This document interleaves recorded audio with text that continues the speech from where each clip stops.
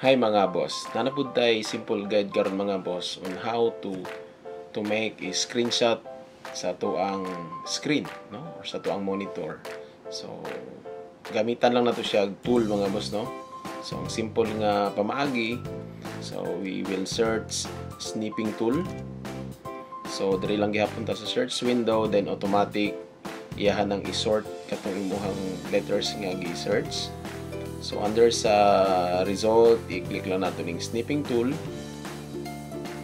So gamit gani siya mga boss, no, kung na kay gusto nga i-screenshot lang or dili tibuok screen nimong ganahan, so you can take a screenshot.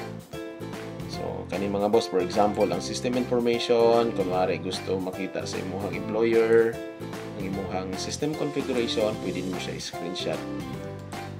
So click na to ang new, then automatic mohatag siya og portion, no, asa nimo i-drag lang nato mga boss asa ang imong gusto i-screenshot, no, and automatic sa tuang tool iyahan nang i-cut. So i-save lang nato siya, or directly pwede nimo siya i-copy kani, copy then i-paste nimo kung asa mo nag-communicate, or imo siyang i-save ana.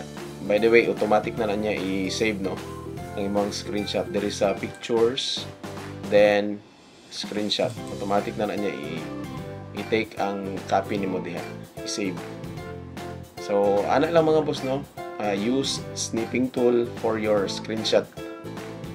Thank you mga boss.